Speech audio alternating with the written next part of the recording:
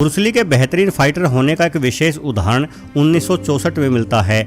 असल में Bruce Lee अपने व्यस्त शेड्यूल के बावजूद एक एकेडमी में कुछ नौजवानों को मार्शल आर्ट ट्रेनिंग देते थे। ऐसे में एक बार एक शाओलिन मॉन्क जिनका नाम वोंग जैकमैन था ने ली के बारे में कहा कि ब्रूस ली का जन्म कैलिफोर्निया में हुआ है, यानी इस हिसाब से वो चीन के निवासी नहीं है और एक गैर चीनी व्यक्ति कभी भी बेहतरीन मार्शल आर्ट का फाइटर नहीं हो सकता।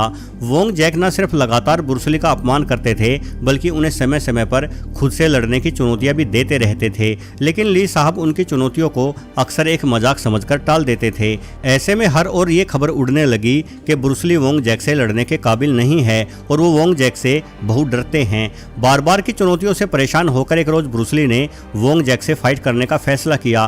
कहा जाता है कि वोंग जैक उस समय दुनिया के सर्वश्रेष्ठ मार्शल आर्ट्स चैंपियन थे, इसलिए इस लड़ाई पर पूरी दुनिया की नजरें थी और आखिरकार वो दिन आ गया जिस दिन इन दोनों महान फाइटरों का आमना सामना हो गया।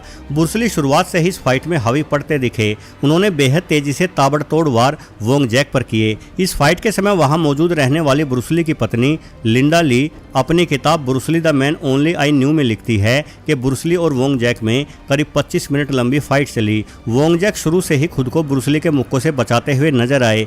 ली वोंग जैक को प्रहार करने का मौका ही नहीं दे रहे थे और वोंग जैक ये सोच रहे थे कि लगातार प्रहार करने के कारण ब्रूस ली थक जाएंगे और उसके बाद वो ली को हरा देंगे। परंतु करीब 15 मिनट की लड़ाई के बाद वोंग जैक की हालत इतनी बुरी हो गई कि वो ब्रूस ली की थकावट का इंतजार नहीं कर रहे थे बल्कि वो फाइट छोड़कर पूरे रिंग में दौड़ रहे थे ताकि किसी तरह ली के गुस्से खाने से बचा जा सके। इस दौड़ के कारण वोंग जैक खुद ही थककर निढाल हो गए और रिंग के बीचों बीच गिरकर बेहोश हो गए। वर्ष 2018 में लेखक मैथ्यू पोली ने भी ब्रूस ली की बाबत एक किताब लिखी जिसका शीर्षक ब्रूस ली ए लाइफ है। मैथ्यू पोली ने इस किताब में डेविड चीन का इंटरव्यू छापा है। डेविड चीन वही शख्स थे जिन्होंने ब्रूस ली और वोंग जैक के मध्य में फाइट का आयोजन किया था और उनके इंटरव्यू के अनुसार वोंग जैक एक महान फाइटर थे, लेकिन वो ब्रूस ली के सामने बिल्कुल ही बेबस दिखाई दिए। उन्हें समझ ही नहीं आया कि वो बिजली की तेजी से अपने ऊपर बरसते प्रहारों को किस तरह से रोके। ब्रूस ली ने लगातार मेहनत करके खुद को इतना मजबूत कर लिया था कि उन्हें इस लड़ाई में थकावट ही नहीं हो रही थी। वहीं ली के प्रहारों से बचने की कोशिश करने वाले वोंग जैक थोड़ी ही देर में हाफने लगे। वैसे वोंग जैक और ब्रूस ली की शानदार फाइट के ऊपर एक फिल्म भी बनी है जिसका शीर्षक बर्थ ऑफ द ड्रैगन है। इस फिल्म में इन दोनों ही योद्धाओं की फाइट को बेहतरीन तरीके से दिखाया गया है।